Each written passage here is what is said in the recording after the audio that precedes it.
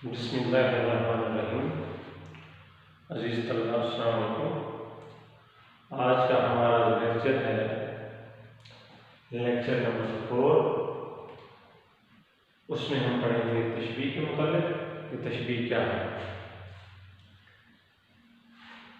جی بیٹا کہ تشبیہ جو ہے یہ عربی زبان کا لفظ ہے جس کا مطلب ہے مشابہت پیدا کرنا، ایک چیز کو دوسری چیز کی مانند قرار دینا۔ تشبیہ کیا ہے؟ تشبیہ ایک عربی زبان کا لفظ ہے جس کا مطلب ہے مشابہت پیدا کرنا یا ایک چیز کو دوسری چیز کی مانند قرار دینا۔ اب یہ تشبیہ جو ہے اس کے ارکان تشبیہ ہیں، 5 ارکان تشبیہ ہیں اس کے۔ پہلا ہے مشبہ، دوسرا ہے مشبہ بہ، تیسرا ہے وجہ تشبیہ، چوتھا ہے حروف تشبیہ، پانچواں ہے غرض تشبیہ۔ یہ تشبیہ کے ارکان ہیں، ارکان تشبیہ، ٹھیک ہے۔ تو اب ہم اس کے بارے میں پڑھتے ہیں کہ تشبیہ کیا ہے، اس کے ارکان تشبیہ، اس کے بارے میں ہم ابھی بحث کریں گے، گفتگو کریں گے کہ یہ ارکان تشبیہ کیا ہے۔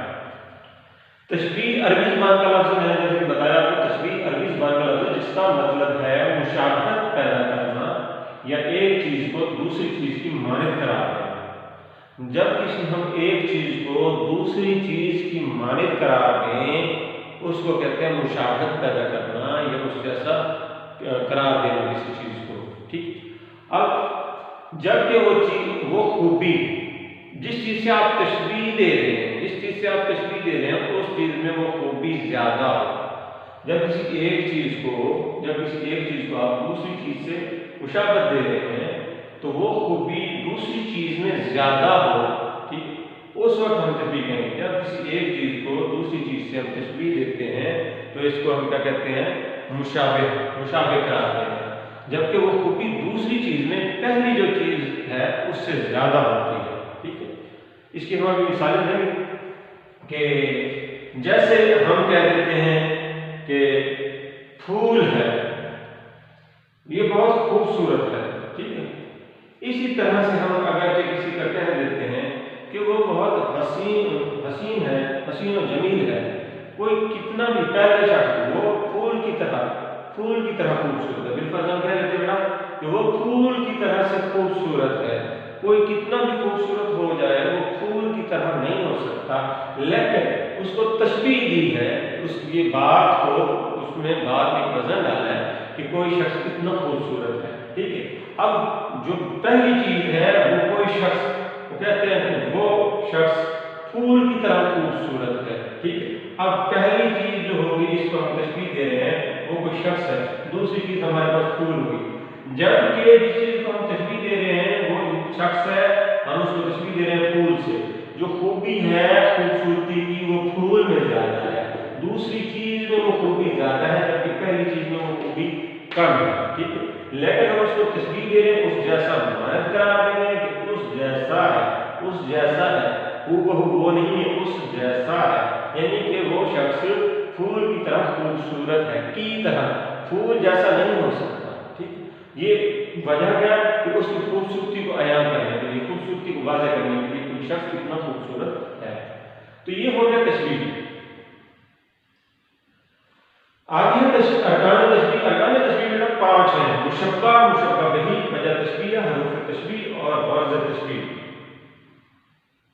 اب وجہ تشبیہ کو وجہ شبہ بھی بولتے ہیں، حروف تشبیہ کو ادات تشبیہ بھی بولتے ہیں، آگے غرض تشبیہ۔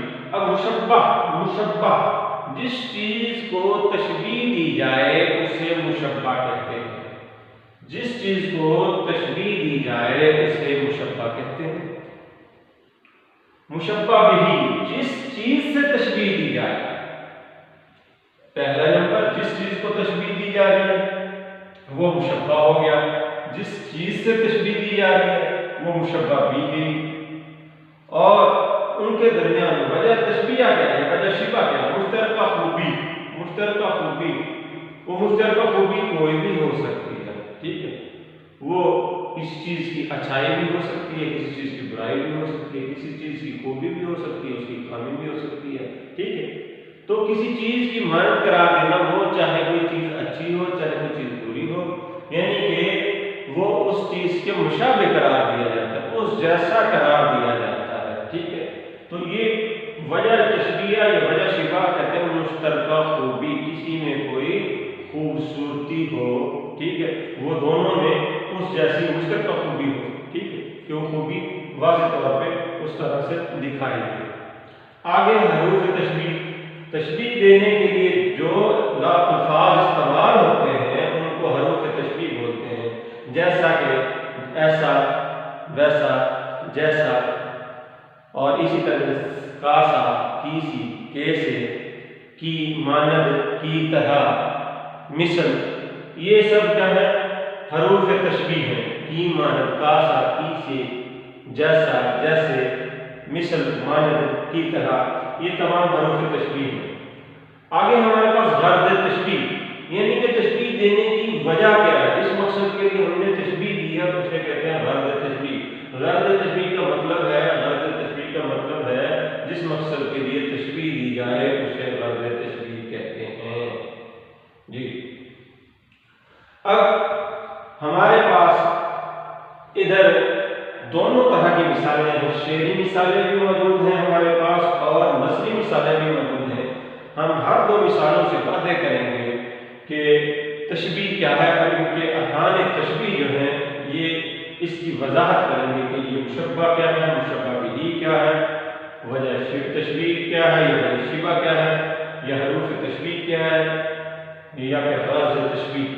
ये सब को हम अभी शेरी मिसालों से भी बातें करेंगे और नसरी मिसालों से। अब हम कहते हैं कि नाज की उसके लब की क्या कहिए, पंखड़ी की गुलाब की सी है। नाज की उसके लब की क्या कहिए, पंखड़ी की गुलाब की सी है, कि लब जितने भी नाजुक हो जाएं वो गुलाब की पंखड़ी की मानद नर्म और नाजुक नहीं हो सकते। लेकिन उसमें शायर ने क्या किया, एक तशबीह की है, तशबीह दी है। इसको लबों को उसने गुलाब की पंखड़ी से तशबीह दी है। लबों को शायर ने लबों को गुलाब की फूल की पंखड़ी से तशबीह दी है, इतने नर्म नाजुक है। अब इसमें मुशब्बा क्या है, हम इसमें अगर देखें मुशब्बा वो लब है जिस चीज को तशबीह दी जा रही है। आज उसके लब की क्या कही है, लबों को तशबीह दी जा रही है किस चीज से, पंखुड़ी एक गुलाब की सी है, पंखुड़ी एक गुलाब की सी है, गुलाब की पंखुड़ी से तशबीह दी जा रही है। जिस चीज को तशबीह दी जाए है वो है लब, जिस चीज से तशबीह दी जाए वो है गुलाब की पंखुड़ी, पंखुड़ी की गुलाब की, यानी कि गुलाब की पंखुड़ी है जिस चीज से तशबीह दी जाए, यानी कि मुशब्बा जिस चीज को तशबीह दी जाए, मुशब्बा बिही जिस चीज से तशबीह दी जाए। अब यहाँ पे लब जो है ये मुशब्बा है और जिस चीज से तशबीह दी जा रही है वो पंखुड़ी है, ये मुशब्बा बिही है। अब आगे है वजह तशबीह, इसमें मुश्तरका खूबी क्या है, मुश्तरका खूबी क्या है। अब लब और जो गुलाब की पंखुड़ी है इन दोनों में मुश्तरका खूबी ये है कि ये नाजुक है, नाज़की, नाज़की, गुलाब भी नाजुक है और क्या है लब भी नाजुक है। इसकी नाज़की जो है इसकी वजह तशबीह है, यानी कि मुश्तरका खूबी है कि जिस तरह से गुलाब का फूल नर्म नाजुक होता है, ठीक है, इसी तरह से वो उसमें लब को तशबीह दी है कि लब फूल की पत्ती की मानद नर्म नाजुक है। ठीक है, अब यहाँ पे वजह तशबीह मुश्तरका खूबी क्या, लब की भी नाज़गी और पंखुड़ी की, गुलाब की पत्ती की पंखुड़ी की नाज़गी, इन दोनों की मुश्तरका खूबी है। ठीक है, वजह तशबीह या वजह शिबा मुश्तरका खूबी। अब इसमें मुश्तरका खूबी लब में और गुलाब की पंखुड़ी में क्या है, नर्म नाज़गी है, इसकी मुश्तरका खूबी। अब हरूफ तशबीह में क्या होगा, अब इसमें हरूफ तशबीह होगा, मैंने पहले बताया आपको हरूफ तशबीह क्या है, कासा, कीसी, कैसे, जैसा, जैसे, जैसी, मानद, मिसल, की तरह। तो यहाँ पे हम देखते हैं ये नाज़ की लब की क्या कही है, पंखुड़ी गुलाब की सी है, की सी है। ये जो की सी है ये हमारे पास हरूफ तशबीह है, हरूफ तशबीह। तो ऐसे अल्फाज, ऐसे हरूफ जो جو تشبیہ دینے کے لیے استعمال ہو ان کو ہم کہتے ہیں حروف تشبیہ۔ اب ناز کی اس کے لفظ کی کیا کہیے، پنکھڑی کی گلاب کی سی، اس میں یہ گلاب سے تشبیہ دے رہا ہے، کی مدد ہے، کی سی ہے۔ اچھا اس کے بعد ہم آ جاتے ہیں غرض تشبیہ، جس مقصد کے لیے تشبیہ دی گئی ہے وہ مقصد کیا ہے؟ مقصد یہ ہے کہ لبوں کی اور پنکھڑی کی یعنی کہ گلاب کی پتی کی، اس کی پنکھڑی کی نرم نرمیت، نرم ہونا یا اس کی ملائمت ہونا، اس کو واضح کر دیتے ہیں۔ پھول کی پنکھڑی کی طرح سے یہ لب نرم و نازک ہے جی۔ اس کے بعد اگر ہم دیکھتے ہیں دوسرا شعر ہے کہ شام ہی سے بجھا سا رہتا ہے دل ہے گویا چراغ مفلس کا، یہ شام ہی سے بجھا رہتا ہے، ایسے لگتا ہے دل ہے گویا چراغ مفلس کا، یہ چراغ شام ہی سے بجھا سا رہتا ہے دل ہے گویا چراغ مفلس کا۔ اب اس میں بجھا سا رہنا، اس میں سا جو ہے وہ ہمارے پاس کیا ہے، وہ ہمارے پاس حرف تشبیہ ہے۔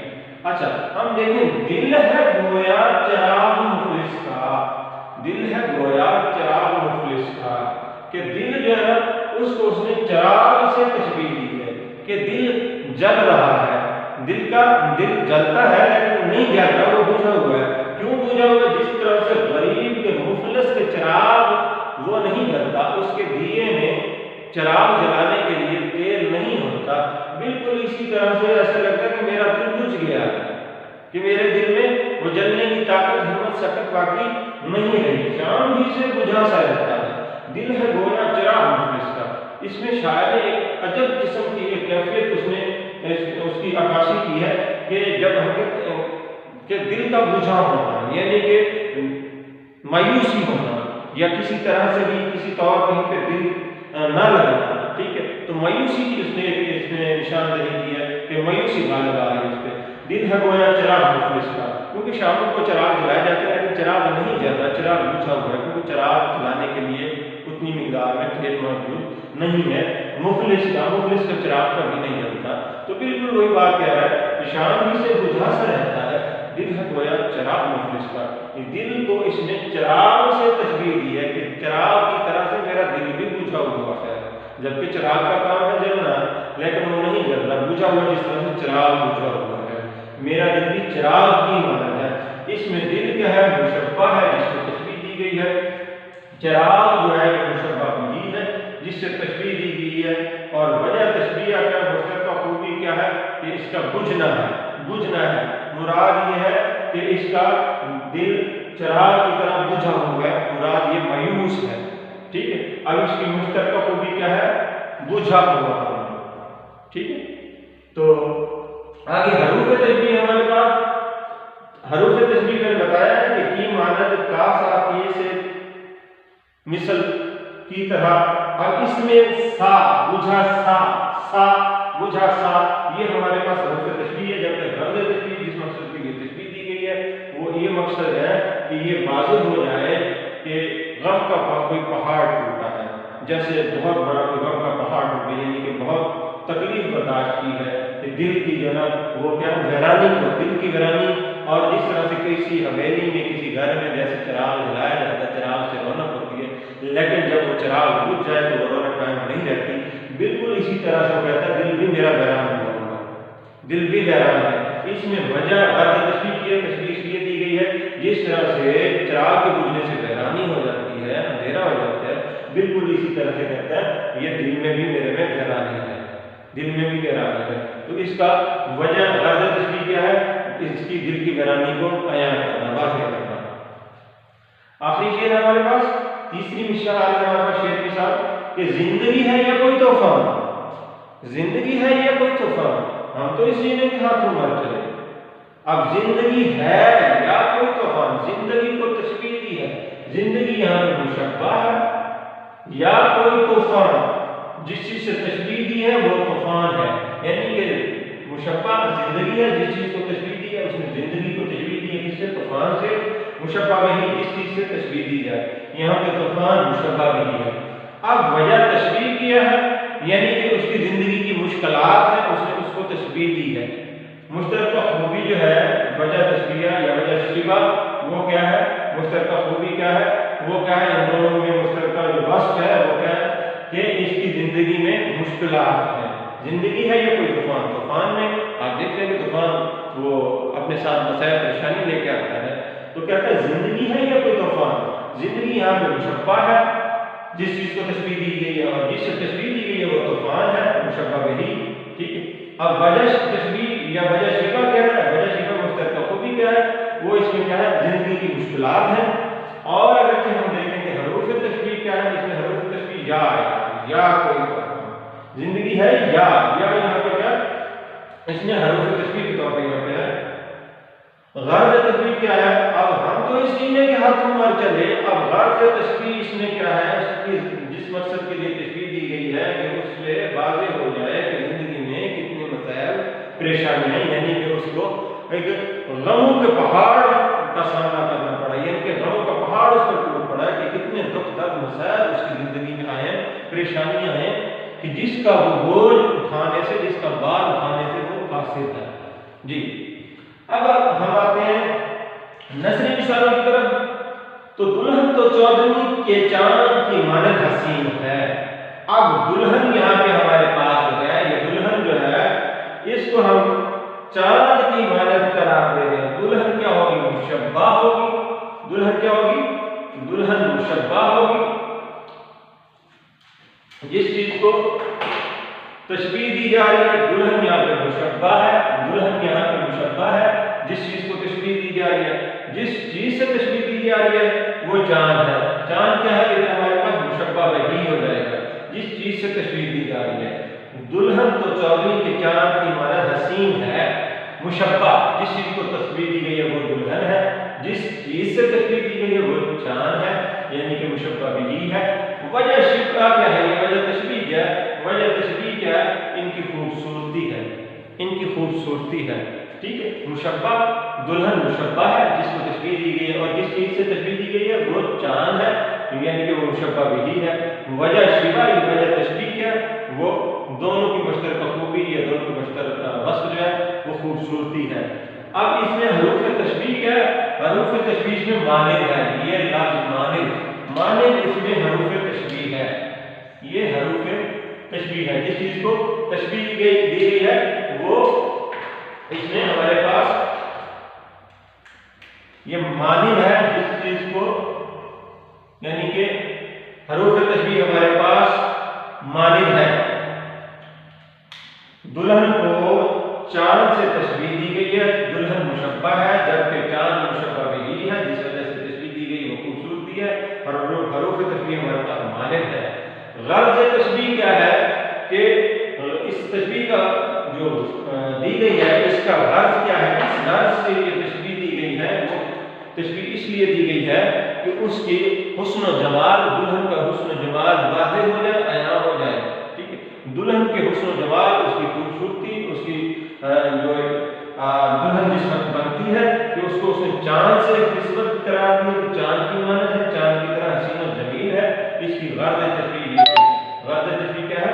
غرض تشبیہ ہے کہ دلہن چاند کی طرح حسین و جمیل ہے، بہت خوبصورت ہے، یہ ہمارے پاس غرض تشبیہ ہے۔ اب اگر ہم دیکھیں تو ہمارے پاس تیسری جو مثال ہے، اس چشمے کا پانی شہد کی طرح میٹھا ہے۔ اب یہاں پہ چشمے کا جو پانی ہے وہ مشبہ ہے، جس چیز کو تشبیہ دی جا رہی ہے وہ چشمے کا پانی ہے، شہد کی طرح میٹھا ہے۔ اب مشبہ بھی جس چیز سے تشبیہ دی جا رہی ہے وہ شہد ہے، چشمے کا پانی مشبہ ہے، جبکہ شہد جو ہے وہ مشبہ بھی ہے۔ اب مشترکہ خوبی کیا ہے؟ وجہ شبہ کیا ہے یا وجہ تشبیہ کیا ہے؟ مشترکہ خوبی کیا ہے؟ وہ مٹھاس ہے۔ مشترکہ خوبی ہمارے پاس ان دونوں میں، چشمے کے پانی میں اور شہد میں جو مشترکہ خوبی ہے وہ مٹھاس ہے۔ اب اس میں حروف تشبیہ کیا ہے؟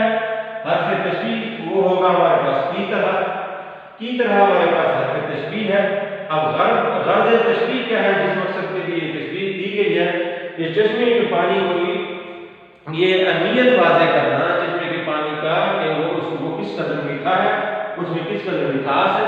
تو چشمے کے پانی جس مقصد کے لیے تشبیہ دی گئی ہے کہ مقصد واضح ہو جائے کہ اس چشمے کا پانی بہت ہی میٹھا ہے اور یہ شہد کی مانند ہے، جس طرح شہد میٹھا ہوتا ہے بالکل اسی طرح سے یہ چشمے کا پانی اس میں مٹھاس موجود ہے۔